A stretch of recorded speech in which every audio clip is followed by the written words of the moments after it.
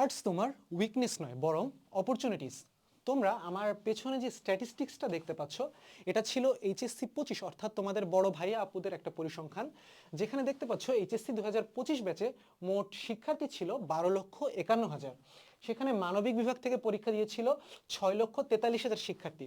তবে সবচেয়ে ভয়ের ব্যাপারটা কি দেখেছো? পাশের হার মাত্র 50.54%, অর্থাৎ মাত্র 3 লক্ষ শিক্ষার্থী এখানে পাশ করেছে। কি একটু ভয় লাগছে না? ভয় লাগার কিছু নেই। তোমার পরিকল্পনা যদি সঠিক হয়, তবে এই মানবিক বিভাগ থেকেই তুমি তোমার জীবনের সফলতার সর্বোচ্চ শিখরে পৌঁছাতে পারো। তো আগে আমার পরিচয়টা একটু দিয়ে নিই। আমি ফারহান সাদিক, বর্তমানে অধ্যয়নরত আছি ঢাকা বিশ্ববিদ্যালয়ে। আমাদের দেশে টোটাল পাবলিক বিশ্ববিদ্যালয় কয়টা জানো? দেশে আমাদের টোটাল পাবলিক বিশ্ববিদ্যালয়ের সংখ্যা 55টা, যেখানে তোমার মানবিক বিভাগের জন্য সিট রয়েছে 17 থেকে 20,000। বাংলাদেশে যতগুলো পাবলিক বিশ্ববিদ্যালয় আছে, পাবলিক বিশ্ববিদ্যালয়গুলোর ভিতরে সায়েন্সের জন্য সর্বাধিক সিট রয়েছে, এরপর দ্বিতীয় সর্বোচ্চ সিটগুলোই রয়েছে মানবিক বিভাগ অর্থাৎ আর্টসের শিক্ষার্থীদের জন্য। আর্টসের স্টুডেন্টরা যদি একটু টেকনিক্যালি একটু যদি বুঝে পড়াশোনা করে, তাহলে কিন্তু খুব সহজেই সে একটা পাবলিক ভার্সিটির সিট ক্র্যাক করতে পারে। আর্টসের শিক্ষার্থীদের ক্ষেত্রে আরেকটা জিনিস খুব বেশি লক্ষ্য করা যায়, সেটা হলো হতাশা, সাবজেক্ট নিয়ে হতাশা। যে আমি তো আর্টসের স্টুডেন্ট, আমাকে সমাজের সবাই একটা এভারেজ ক্যাটাগরির স্টুডেন্ট মনে করছে। আত্মীয় স্বজনের শুনলে হয়তো মনে করে যে না, স্টুডেন্ট বোধহয় খুব একটা ভালো না, এই জন্য সে আর্টস নিয়েছে বা মানবিক বিভাগে পড়াশোনা করছে। আসলে কি ব্যাপারটা তাই? ব্যাপারটা কিন্তু একদমই সেরকম নয়। একটি স্ট্যাটিস্টিক্সে দেখা যায়, বাংলাদেশের জব ফিল্ডে অর্থাৎ চাকরির মার্কেটে প্রতি 10 জন চাকরিজীবীর 6 জনই আসে মানবিক বিভাগ থেকে, 6 আউট অফ 10। তো যেই দেশে চাকরির মার্কেটে 10 জনের 6 জনই আসছে তোমার মানবিক বিভাগ থেকে, সেখানে মানবিক বিভাগকে দুর্বলভাবে চিন্তা করার তো কোনো প্রশ্নই আসে না। কারণ তারা কিভাবে সফল হয়েছে? কারণ তাদের পরিকল্পনা সঠিক ছিল, তাদের গাইডলাইনটা প্রপার ছিল। মানবিক বিভাগে এই যে গত বছরের রেজাল্টটা যেটা দেখছো, যে 50.54% শিক্ষার্থী পাশ করেছে, বাকি অলমোস্ট 50% শিক্ষার্থী কেন ফেল করেছে? তাদের পড়াশোনার যে গাইডলাইন বা প্রসেস, সেটাকে তারা সঠিকভাবে ইমপ্লিমেন্ট করতে পারেনি। মানবিক বিভাগ কি আসলে অতটা কঠিন? আসলে কিন্তু অতটা কঠিন নয়, শুধু দরকার বুঝে পড়া। তো চলো আমরা আমাদের আজকের মূল টপিকে ফিরে যাই। তো দেখো, মানবিক বিভাগের ক্ষেত্রে কিন্তু লেখার কোনো বিকল্প নেই, অর্থাৎ তোমার হাতের লেখার কোয়ালিটি, তোমার রিটেন স্কিল যত ভালো হবে, মানবিক বিভাগ কিন্তু তুমি অন্য সকল শিক্ষার্থীদের থেকে তুমি ততটাই এগিয়ে থাকবে। এইখানে তুমি একজন মানবিক বিভাগের শিক্ষার্থী হিসেবে তোমাকে বেসিক 3টা রুল ফলো করতে হবে।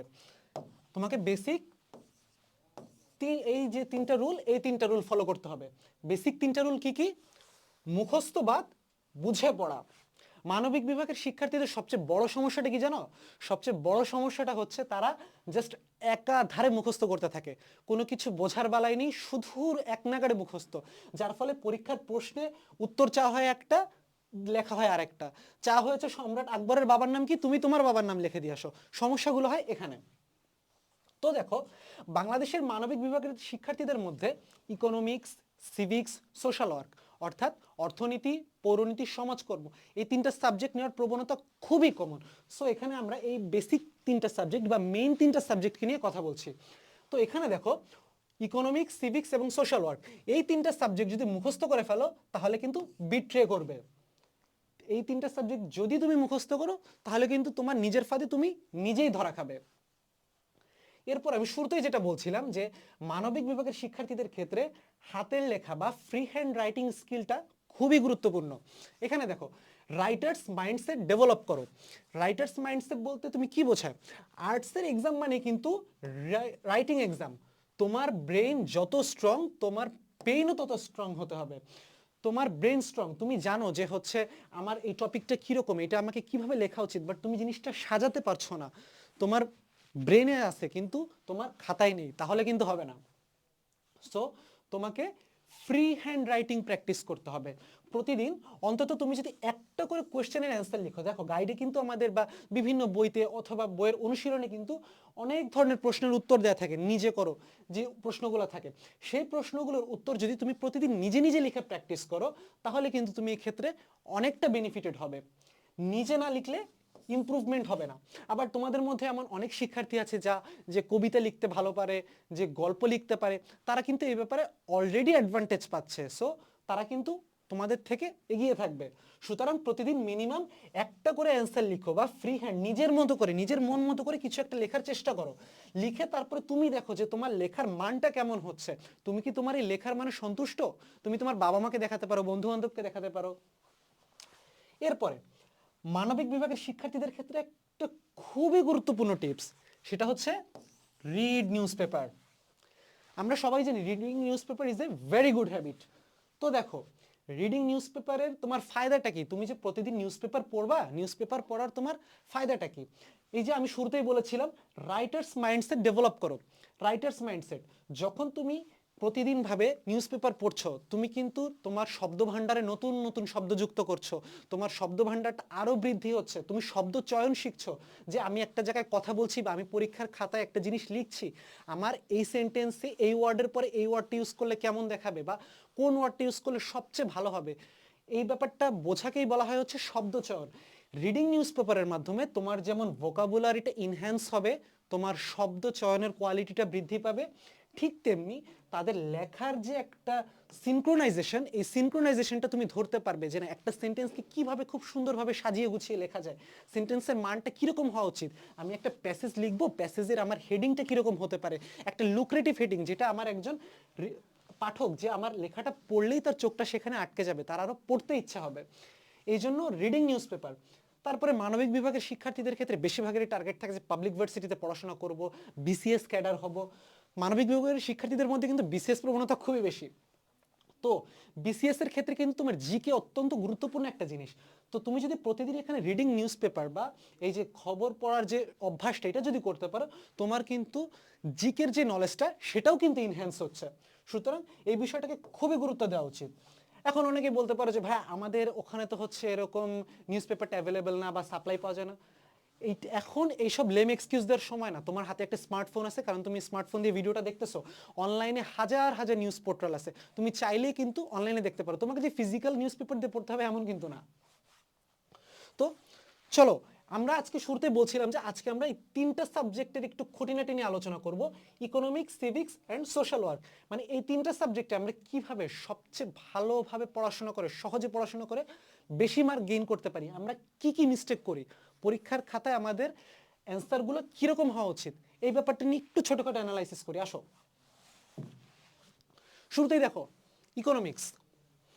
ইকোনমিক্সের নাম শুনলে কিন্তু অনেকেই খুব আতঙ্কে থাকে যে না অঙ্কের মার পেয়েছে, আমি তো এমনি অঙ্ক পারি না, অঙ্ক থেকে বাঁচার জন্য অনেকে দেখা যায় যে হচ্ছে এইচএসসির সময় হচ্ছে সায়েন্স থেকে আর্টসে শিফট করে, জাস্ট সায়েন্সের ফিজিক্স, কেমিস্ট্রি, বায়োলজির ম্যাথগুলো স্কিপ করার জন্য।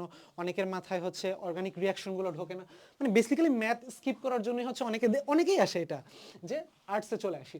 তো দেখো ইকোনমিক্স এসেও দেখে যে এখানে যে চলে আসলাম এখানে তো ম্যাথ, আসলে কি ব্যাপারটা অতই জটিল? ব্যাপারটা কিন্তু মোটেও অত জটিল না। দেখো ইকোনমিক্সের ক্ষেত্রে একটা জিনিস সবসময় মাথায় রাখবে, লজিক প্লাস প্রেজেন্টেশন।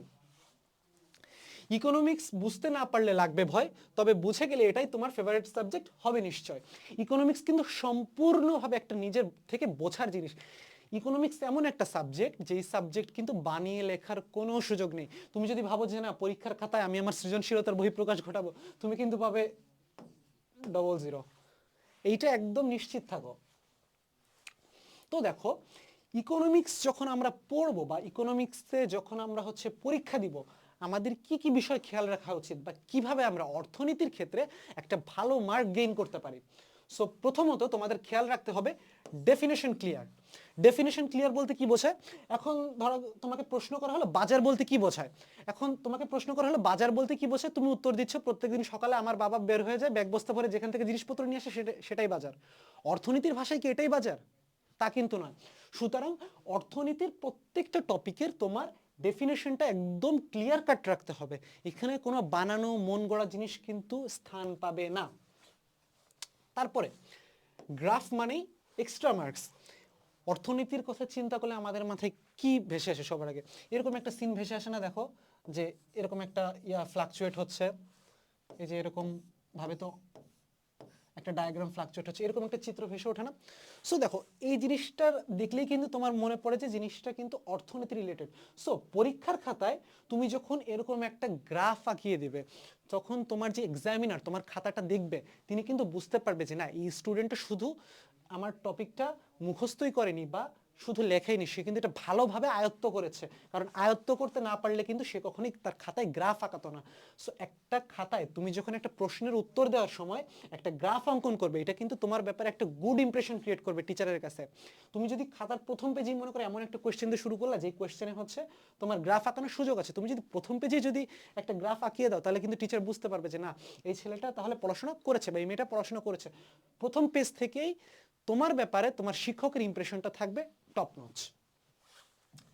এরপরে এক্সাম্পল দিলে এক্সামিনার ইমপ্রেসড হবেই। এক্সাম্পল বলতে কিরকম, মনে করো তোমার বইয়ে যে এক্সাম্পলগুলো আছে সেই এক্সাম্পলগুলো, সেগুলো তো অবশ্যই তোমার মাথায় থাকবেই, বাট তুমি যদি তোমার রিয়েল লাইফের এক্সাম্পলগুলো এখানে ইমপ্লিমেন্ট করতে পারো, সেক্ষেত্রে টিচার আরও বেশি স্যাটিসফাইড হবে। অর্থাৎ তোমার এখানে মার্ক পাওয়া খুবই সহজ হবে। অর্থনীতির ক্ষেত্রে কিন্তু তোমার বানিয়ে নিয়ে লেখার কোনো দরকার নেই, তোমার জাস্ট যতটুকু উত্তর বা যতটুকু ম্যাথ যতটুকু ব্যাখ্যা চাচ্ছে শুধু অতটুকু দিলেই হবে। অনেকে মনে করে যে আমি হচ্ছে সৃজনশীল লিখছি, অর্থনীতির একটা সৃজনশীল ধরো, যে আমার সৃজনশীলটা মিনিমাম 3-4 পেজ না হলে তো একটা 10 মার্কের জন্য স্ট্যান্ডার্ড মনে হয় না। বাট অর্থনীতির ক্ষেত্রে কিন্তু এই ব্যাপারটা নেই। তুমি যদি এক পেজের ভিতরেই তোমার সম্পূর্ণ অ্যান্সারটা সুন্দরভাবে গুছিয়ে লিখতে পারো, তোমার কিন্তু ওই প্রশ্ন 4-4 পাওয়ার সম্ভাবনা আছে। টিচার কিন্তু কাটতে পারবে না যদি তুমি প্রপার অ্যান্সারটা সুন্দরভাবে টিচারকে সাবমিট করতে পারো। তো যেটা বলছিলাম যে এক্সাম্পলগুলো কি এক্সাম্পল দিবা, ধরা বাঁধা যে এক্সাম্পল বা বারবার যে এক্সাম্পলগুলো উঠে আসছে সেই এক্সাম্পলগুলো না, বরং আমাদের রিয়েল লাইফের সাথে রিলিভেন্ট এরকম কোনো এক্সাম্পল তুমি দেওয়ার চেষ্টা করবে। সেক্ষেত্রে টিচারের তোমার ব্যাপারে একটা গুড ইমপ্রেশন ক্রিয়েট হবে। তো ইকোনমিক্সের ব্যাপারে আমরা কি জানলাম, ইকোনমিক্স হচ্ছে লজিক অ্যান্ড প্রেজেন্টেশন। তো চলো এবার আমরা আমাদের পরের সাবজেক্টটা দেখি। পরেরটা হচ্ছে সিভিক্স বা পৌরনীতি। সিভিক্সকে আমরা সহজে বলতে পারি smart explanation game. Smart explanation game. সিভিক্সকে আমরা কিভাবে পড়ব? সিভিক্স শব্দটা এসেছে সিভিটাস শব্দ থেকে। তো সিভিক্স পড়ার মানে হচ্ছে গল্প বলা, কিন্তু গল্পটা হতে হবে লজিক্যাল। এখন তুমি যদি সিভিক্সের মধ্যে হচ্ছে চাঁদের বুড়ির গল্প বলো, ব্যঙ্গমা ব্যঙ্গমীর গল্প বলো, এসব আনরিয়েল গল্প না, বরং লজিক্যাল গল্প যেটা তোমার পড়ার ক্ষেত্রে হেল্প করবে। সিভিক্সটা আমরা শিখবো গল্পের মাধ্যমে। সিভিক্সের ক্ষেত্রে যখন তুমি তোমার পরীক্ষার খাতায় একটা প্রশ্নের উত্তর করবে, তখন অবশ্যই একটা হেডিং ব্যবহার করবে। হেডিংটা কিরকম হতে পারে? হেডিংটা অবশ্যই হতে হবে একটা লুক্রেটিভ হেডিং। যেমন তুমি এই যে একটু আগে আমি নিউজ পেপার পড়ার কথা বললাম, নিউজ পেপারে কি থাকে? নিউজ পেপারের শুরুতে কিন্তু হেডিং থাকে, এরপরে হচ্ছে তার বিস্তারিত ব্যাখ্যা লেখা থাকে। আমরা কোন নিউজটা সবার আগে পড়ি? যে নিউজের হেডিংটা আমাদের চোখে আটকে যায় বা লুক্রেটিভ মনে হয়, এমন নিউজটাই আমরা সবার আগে চোখ দিই। সো তোমার খাতার হেডিংটাও শুরু করতে হবে এমন লুক্রেটিভ কোনো একটা সেন্টেন্স দিয়ে। এরপরে কজ অ্যান্ড এফেক্ট। তুমি যখন তোমার খাতায় হচ্ছে তোমার প্রশ্নের ব্যাখ্যাটা দিচ্ছ, তখন এটার কেন হচ্ছে, এটার কারণ কি, বা এটার ফলে কি হচ্ছে, এই কজ অ্যান্ড এফেক্ট এই দুটো জিনিসকে তোমার আলাদাভাবে বিশ্লেষণ করে দেখাতে হবে। যখন তুমি একটা প্রশ্নের উত্তরে এই জিনিসটা কেন হচ্ছে, এটার কজ এটা দেখাতে পারবে, এবং তার সাথে তুমি এফেক্ট বা এটার পরবর্তীতে এটার ফলাফল কি এটাও দেখাতে পারবে, তখন শিক্ষক ধরে নেবেন যে তুমি এমন একজন শিক্ষার্থী যার পুরো টপিক সম্পর্কে প্রপার কনসেপ্ট আছে। সেক্ষেত্রে তোমার তার খাতা দেখার ব্যাপারে একটা গুড ইমপ্রেশন ক্রিয়েট হবে। এরপর দেখো কনস্টিটিউশন। কনস্টিটিউশন মানে কি? সংবিধান। Constitution is the backbone of a country. একটা রাষ্ট্রের অন্যতম মেরুদণ্ড কিন্তু ধরা হয় সংবিধানকে। তুমি যখন পৌরনীতি নিয়ে পড়ছো, পৌরনীতি আমাদের সাবজেক্টের বিষয় কি? নাগরিক ও নগররাষ্ট্র। সো নাগরিক ও নগররাষ্ট্রের সাথে সবচেয়ে ক্লোজ যে জিনিসটা থাকে সেটা কোনটা? সংবিধান। কারণ সংবিধানের সমস্ত কিছু, অর্থাৎ রাষ্ট্রের বিষয়, নাগরিকের বিষয় এখানে লিপিবদ্ধ থাকে। একটা রাষ্ট্র কিভাবে পরিচালিত হবে, একটা রাষ্ট্রের নাগরিক কি কি অধিকার ভোগ করবে, তার রাষ্ট্রের প্রতি কি দায়িত্ব, রাষ্ট্রের নাগরিকের প্রতি কি দায়িত্ব, টোটাল একটা বিষয় সম্পর্কে যেখানে লিপিবদ্ধ থাকে সেটাই হচ্ছে সংবিধান। সুতরাং তুমি যখন পৌরনীতির একটা প্রশ্নের উত্তর দিবে, সেখানে অবশ্যই তোমাকে কনস্টিটিউশনের ব্যাপারটা নিয়ে আসতে হবে, কারণ কনস্টিটিউশন ছাড়া কিন্তু পৌরনীতির আসলেই কোনো মূল্য নেই। এরপরে আসো সোশ্যাল ওয়ার্ক বা সমাজকর্ম। আমরা তো একটা সমাজে বসবাস করি, তাই না? সো আমরা সোশ্যাল ওয়ার্কটা এমনভাবে কানেক্ট করার চেষ্টা করব যেন এটা আমাদের রিয়েল লাইফের সাথে থাকে। এই জন্য আমরা এখানে লিখেছি social work equal to real life connection. কারণ না আমরা বাস্তব জীবনে কিন্তু সমাজে বসবাস করি, সুতরাং এই সাবজেক্টটা টোটালি আমাদের রিয়েল লাইফের সাথে কানেক্ট করতে হবে। সোশ্যাল ওয়ার্ক কি? সোশ্যাল ওয়ার্ক বলতে আমরা সমাজকর্ম বলতে যদি আমরা এক লাইনে বোঝার চেষ্টা করি তখন বোঝায় সোশ্যাল ওয়ার্ক হলো তোমার এভরিডে লাইফ, তোমার দৈনন্দিন জীবন যেটা, সেটাই হচ্ছে তোমার সোশ্যাল ওয়ার্ক। সোশ্যাল ওয়ার্কের ক্ষেত্রে যখন আমরা প্রশ্নের উত্তর দিব তখন এখানে আমরা যেহেতু শুরুতেই বলেছি যে এটা আমাদের বাস্তব জীবনের সাথে সম্পর্কিত, সুতরাং এখানে আমাদের উদাহরণগুলো বাস্তবসম্মত হতে হবে। ঠিক অর্থনীতির মতো, অর্থনীতিতে আমরা যেমন বলেছিলাম যে আমাদের উদাহরণগুলো হতে হবে বাস্তবসম্মত, ঠিক তেমনি সোশ্যাল ওয়ার্কের ক্ষেত্রেও আমাদের উদাহরণগুলো হতে হবে বাস্তবিক। এর পরবর্তীতে পয়েন্ট করে লেখা। পয়েন্ট করে লেখা কিন্তু তোমার খাতার ভেতরে আলাদা একটা সৌন্দর্য বর্ধন করে। যেমন দেখো, তুমি যখন একটা প্রশ্নের উত্তর দিচ্ছ, তুমি যখন সেখানে এরকম করে পয়েন্ট করে দিচ্ছ, 1 number point, 2 number point, 3 number point, তখন যেই টিচার তোমার খাতা দেখবে সেও কিন্তু একটা ভালো ফিল পাবে। কেননা পয়েন্ট করে লিখলে কিন্তু খাতার সৌন্দর্য বেড়ে যায়। আমি তোমাকে বলছি না যে তুমি প্যারা করে লিখতে পারবে না, অবশ্যই প্যারা করে লিখবে, তবে প্যারা করার মাঝেও তুমি 2-1টা প্রশ্ন কিন্তু চাইলে এরকম পয়েন্ট করে লিখতে পারো। এতে তোমার খাতার সৌন্দর্য বৃদ্ধি পাবে, ঠিক তেমনি যে শিক্ষক তোমার খাতাটা দেখবেন তার খাতা দেখার ক্ষেত্রেও কিন্তু আরাম হবে। আর পয়েন্ট করে লিখলে আরেকটু সহজ হয় কি, একবারেই যে মূল কি পয়েন্টগুলা বা মূল আমাদের যে হিট এরিয়াগুলো সেগুলো আমরা টাচ করে আসতে পারি। সো পয়েন্ট করে লেখার অভ্যাস করবে সমাজকর্মের ক্ষেত্রে। তারপরে দেখো, ইম্পর্টেন্স মিস করো না। সোশ্যাল ওয়ার্ক লিখতে পারলে মার্ক কিন্তু হাতের মুঠোয়। কারণ দেখো, সোশ্যাল ওয়ার্ক কি তোমার আলাদাভাবে মুখস্থ করার মতো কিছু আছে? একদমই না। কারণ যে জিনিসটা তোমার বাস্তবিক জীবন, তোমার প্রতিদিন প্রত্যেকটা দিন যেভাবে যাচ্ছে সেটাকে তুমি মুখস্থ করে রাখো? তুমি কি মুখস্থ করে রাখো যে না কালকে আমার এই সময় ভাত খেতেই হবে, বা কালকে আমার এই সময় পানি খেতেই হবে, কালকে আমার বাইরে যেতে হবে? এগুলোকে আমরা মুখস্থ করে রাখি? মোটেও মুখস্থ করে রাখি না। এটা আমাদের দৈনন্দিন জীবনে চলাফেরার ভেতরেই থাকে। আমরা দৈনন্দিন জীবনে যত কাজ করি তার ভেতরে এটা ইমপ্লিমেন্ট থাকে। সুতরাং তুমি চেষ্টা করবে সব সময় যে বাস্তবিক উদাহরণগুলো দিয়ে পয়েন্ট আউট করে লিখতে, যাতে তোমার সোশ্যাল ওয়ার্কে মার্কস পাওয়া একদমই সহজ হয়। কারণ এতে কিন্তু কোনো মুখস্থের ঝামেলা নেই, বরং পুরোটাই তোমার দৈনন্দিন জীবনের উপরে। এতক্ষণ তোমরা 3টা সাবজেক্ট নিয়ে কথা বললাম, অর্থাৎ অর্থনীতি, পরিণতি, সমাজকর্ম, 3টা বিষয় নিয়ে কথা বললাম। এখন এই 3টা বিষয় নিয়ে শিক্ষার্থীরা যখন পরীক্ষা দেয় তখন তারা কি টাইপের ভুল করে, চলো এই বিষয়গুলো নিয়ে একটু আমরা আইডিয়া নিই, যাতে তোমরা এই বিষয়গুলোর থেকে সাবধান থাকতে পারো। এখানে দেখো, স্টুডেন্টের উইনিং ফর্মুলাগুলো কি কি? উইনিং ফর্মুলাগুলোর মধ্যে এক্সাম হ্যাক্স, সুন্দর করে একটা ইন্ট্রো লিখবে।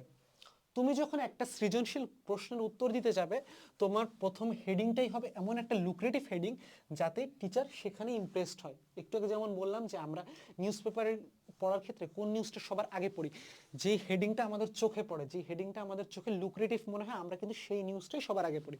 সুতরাং একটা পারফেক্ট হেডিং কিন্তু তোমার নাম্বার পাওয়ার ক্ষেত্রে খুবই গুরুত্বপূর্ণ।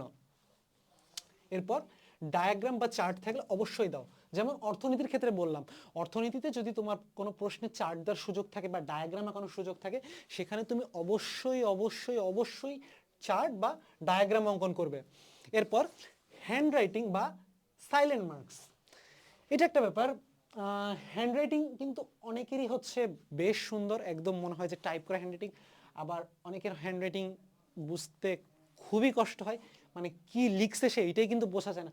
এখন তুমি মনে করো খাতা ভরে লিখছো, ঠিক আছে, তুমি যা লিখছো পুরাপুরি কারেক্ট, তুমি সব কিছু মেনটেন করে সুন্দর হেডিং দিছো, ইন্ট্রো দিছো, ডায়াগ্রাম আঁকাইছো, চার্ট আঁকাইছো, সব কিছু আঁকাইছো, একদম সব পারফেক্ট, কিন্তু তোমার হ্যান্ড রাইটিং তোমার টিচার বুঝতেই পারতেছে না। তুমি একটা শব্দ লিখছো যেটা তোমার টিচার কোনোভাবেই ফিগার আউট করতে পারতেছে না যে এটা তুমি কি লিখছো, তখন শিক্ষক তোমাকে মার্ক কি বুঝে দিবেন বলো? এক্ষেত্রে তোমার হ্যান্ড রাইটিং কিন্তু খুবই গুরুত্বপূর্ণ। আর একটা কথা আমরা যেহেতু শুরুতেই বলছিলাম যে আর্টসের স্টুডেন্টদের ক্ষেত্রে কিন্তু রিটেন, আর্টসের স্টুডেন্টদের মেইন থিং হচ্ছে রিটেন। সো যেই জিনিসটা তোমার সবচেয়ে বেশি লিখতে হচ্ছে বা সবচেয়ে বেশি ফোকাস দিতে হচ্ছে, সেখানে তোমার অবশ্যই হ্যান্ড রাইটিং এর ক্ষেত্রেও গুরুত্ব দিতে হবে। এরপরে আরেকটা ব্যাপার হচ্ছে ইউজ কালার পেন। তোমরা যখন এই যে আমি তোমাদেরকে বললাম যে হচ্ছে পয়েন্ট দিবে, হেডিং লিখবে, স্পেশালি পয়েন্ট এবং হেডিং এর ক্ষেত্রে এই সব জায়গায় তোমরা কালার পেন ইউজ করবে। এখন তোমরা বলতে পারো যে ভাই কালার পেন ইউজ করা তো নিষিদ্ধ। না, কালার পেন ইউজ করা নিষিদ্ধ না।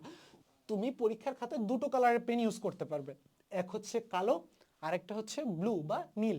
তুমি অবশ্যই তোমার পরীক্ষার খাতায় তুমি নীল কলম দিয়ে বা নীল কালারের কলম দিয়ে তুমি লিখতে পারবে। সুতরাং তোমার প্রশ্নের যে ইম্পর্টেন্ট পার্ট বা যে বিষয়গুলোকে তুমি হাইলাইট করতে চাচ্ছ সেই সব জায়গায় অবশ্যই তুমি কালার পেন ইউজ করবে। সেই সব জায়গায় তোমাকে must be colour pen use করতে হবে। যেমন তুমি দেখো, আমি যেমন তোমাকে এখানে বোঝানোর জন্য এক্সাম হ্যাক্স লিখেছি, ঠিক আছে, এর পাশে আমি কিন্তু এই যে একটা অ্যারোর চিহ্নটা দিয়েছি, এই জিনিসটা কি তোমার চোখে পড়ছে না? ঠিক তেমনি তুমি যখন তোমার খাতার ভেতরে একটা ডায়াগ্রাম দিবে বা একটা চার্ট আঁকাবে কিংবা কিছু পয়েন্ট বা হেডিংটা তুমি কালার পেন দিয়ে করবে, তখন কিন্তু ওই জিনিসগুলো টিচারের কাছে তোমার যেমন ইমপ্রেশনটা ক্রিয়েট করবে, ঠিক তেমনি অন পয়েন্টে টিচার বুঝতে পারবেন যে তোমার এই ব্যাপার সম্পর্কে ধারণা আছে কিনা। সো এই চারটা বিষয় আর্টসের স্টুডেন্টদের ক্ষেত্রে অবশ্যই মনে রাখতে হবে। এরপর যে তিনটা ভুল তোমাদেরকে অবশ্যই দূরে থাকতে হবে ভুল থেকে, সেই তিনটা ভুল কি? শুধু গাইড মুখস্থ, শেষ রাতে পড়া, লিখে প্র্যাকটিস না করা। দেখো, তুমি যখন আর্টস নিয়েছো, আর্টস নেওয়ার পরে কিন্তু তোমার মনের মধ্যে এমনিতেই একটা হীনমন্যতা কাজ করে যে না, আমি কি এভারেজ স্টুডেন্ট, বা আমার আশেপাশে আমার আত্মীয় স্বজন সবাই আমাকে বলছে আমি এভারেজ স্টুডেন্ট, কারণ আর্টসের স্টুডেন্ট মানে তারা মনে করে যে দুর্বল, হয়তো ম্যাথ পারে না, এটা ওটা সমস্যা আছে, কঠিন জিনিস বুঝতে পারে না। আমার উপরে তো এভারেজটা একটা আগে থেকেই লেগে আছে। এখন তুমি কি চাইবে তোমার থেকে এই এভারেজটা একটা সরাতে, নাকি ট্যাগটা যাতে আরো শক্তভাবে বসে যায় সেটা করতে? অবশ্যই তুমি ট্যাগটা সরাতে চাইবে। সো তোমার উপর থেকে যদি এই এভারেস্ট একটা সরাতে হয়, সেক্ষেত্রে তোমার আর্টসের রেজাল্ট ভালো করার জন্য তোমাকে তিনটা জিনিস অবশ্যই মাথায় রাখতে হবে। এক হলো শুধু গাইড মুখস্থ। আর্টসের শিক্ষার্থীরা কি করে যে মনে করো আমার তো শুধু লেখার লেখা, তার মানে কি করবো, আমি ঢালাওভাবে মুখস্থ করে যাব, খাতায় ঢালাওভাবে লিখে দিয়ে আসবো, প্রশ্নে যা চাক চাক আমি যা পড়ে আসছি আমি তাই লিখে দিয়ে আসবো। যখনই এই কাজটা করবা তখনই তোমার খাতা ওইখানেই শেষ, তোমার মার্ক ওইখানেই শেষ। সুতরাং শুধু গাইড মুখস্থ নয়। যেমন আমি একটু অর্থনীতির কথাই বলছি, যে অর্থনীতিতে মনে করো তোমাকে প্রশ্ন চেয়েছে বাজার কাকে বলে, এখন তুমি লিখে দিলে যে সকালবেলা আমার বাবা ব্যাগ নিয়ে যেখানে যায়, যেখান থেকে যে জিনিসপত্র কিনে নিয়ে আসে সেটাই বাজার। এটা কি উত্তর হলো? এটা কিন্তু উত্তর না। সুতরাং বুঝে পড়তে হবে, মুখস্থ করার যে টেন্ডেন্সিটা আছে এটা বাদ দিতে হবে। শেষ রাতে পড়া, এইটা একটা জাস্ট মানবিকের শিক্ষার্থী বলবো না, এটা টোটালি শিক্ষার্থীদের মধ্যে একটা ব্যাড হ্যাবিট, যে শেষ রাতে পড়া। শেষ রাতে পড়ার থেকে তুমি যদি তোমার শেষ রাতের একটা সাউন্ড স্লিপ এনশিওর করে তুমি সকালবেলায় পড়তে পারো, স্পেশালি যত সকাল হোক, তুমি যত সকালে উঠো, তুমি যদি মনে করো ফজরের নামাজের সময় উঠো তুমি সেই সময়, বা তুমি যদি মনে করো 7টা-8টার সময় উঠো তুমি সেই সময়টা পড়তে পারো, তবে শেষ রাতের দিকে এই পড়ার প্রেশারটা তোমার ব্রেইনকে কিন্তু স্লো করে দেয়। সুতরাং এই শেষ রাতে পড়ার টেন্ডেন্সি যাদের আছে তারা কিন্তু এই বিষয়টা থেকে একটু সাবধান থাকবে।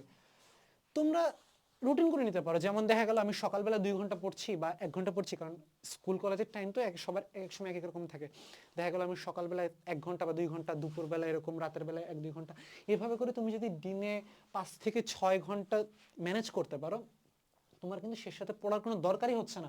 তুমি তোমার সময়টা ভাগ ভাগ করে করে পড়ো। দেখা গেল আমি সকালে 1 ঘন্টা বা 2 ঘন্টা পড়লাম, কারণ তুমি যখন টেন্ডেন্সি নিবে যে আমি লং টার্মে পড়াশোনা করবো, অর্থাৎ আজকে রাত্রে 10টায় পড়তে বসলাম, কালকে একদম সকাল 7টার সময় আমি টেবিলের থেকে উঠবো, এরকম করলে কিন্তু তোমার পড়াও হবে না, তোমার শরীরের উপরেও প্রেশার যাবে। কারণ আমাদের মানব মস্তিষ্ক কিন্তু তোমার, আমরা যখন একটা কাজ করতে বসি সেটার 30 মিনিটস হওয়ার পর থেকেই কিন্তু আমাদের কিন্তু সেখান থেকে কনসেন্ট্রেশনটা আস্তে আস্তে সরে যাওয়া শুরু হয়। 30 মিনিট থেকে তোমার মনোটনি আস্তে আস্তে আসা শুরু করবে, 1 ঘন্টা পরে কিন্তু তোমার সেখানে কনসেন্ট্রেশন ধরে রাখা খুবই টাফ। এইটা কিন্তু কারো দোষ নেই, এটা আমাদের হিউম্যান নেচার। সুতরাং তোমরা চেষ্টা করবে যে শেষ রাতের পড়াটা বাদ দিয়ে আমরা যাতে সারাদিনের সময় ভাগ ভাগ করে পড়তে পারি। এরপরে আছে লিখে প্র্যাকটিস করা। তোমাকে যেটা বললাম শুরুতে, যে মানবিকের স্টুডেন্টের যেহেতু সবচেয়ে বেশি দরকার হয় লেখার, সুতরাং তোমার লেখার প্র্যাকটিসটা থাকতে হবে, তোমাকে প্রচন্ড পরিমাণে লেখার প্র্যাকটিস রাখতে হবে। যদি তুমি লেখার প্র্যাকটিস না রাখো তোমার খাতার কোয়ালিটি হয়ে যাবে বিলো এভারেজ। কারণ মানবিকের স্টুডেন্টদের হচ্ছে প্রচুর পরিমাণে লিখতে হয়, এই জন্য তোমাকে আমি শুরুতেই বলেছিলাম যে তুমি যত বেশি নিউজ পেপার পড়বে তোমার শব্দচয়ন তত ভালো হবে, তুমি তত সুন্দর কথা বলতে পারবে, তোমার লেখার কোয়ালিটি তত ইমপ্রুভ হবে। সুতরাং তুমি যখন তোমার লেখার কোয়ালিটিকে ইমপ্রুভ করতে পারবে, তোমার টিচার তোমার প্রতি এমনিতেই প্লিজড থাকবে। আর তুমি যখন একটা টিচারের গুড অ্যাটেনশন ক্রিয়েট করতে পারবে, সে তোমার খাতা খুবই ফ্র্যাঙ্কভাবে দেখবে। সুতরাং তোমার লেখার প্র্যাকটিস কিন্তু অবশ্যই অবশ্যই বাঞ্ছনীয়। যাদের এই প্র্যাকটিসটা নেই, আমি এখনই বলবো যে প্রতিদিন সকালে মনে করো তুমি যদি পড়ার সময় না পাও, সেক্ষেত্রে তুমি সকালবেলায় একটু কিছু লিখতে পারো।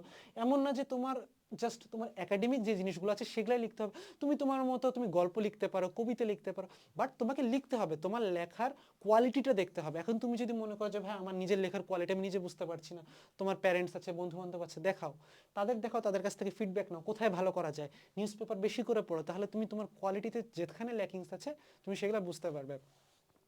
আজকে মনে হয় অনেক কিছু বলে ফেললাম, আর যা বলছি এগুলো একটু মাথায় রেখো। নেক্সট ভিডিওতে তোমাদের সাথে আবার দেখা হবে, ততদিন সবাই ভালো থেকো। আর্টস কম পেজের পক্ষ থেকে সকলকে শুভকামনা।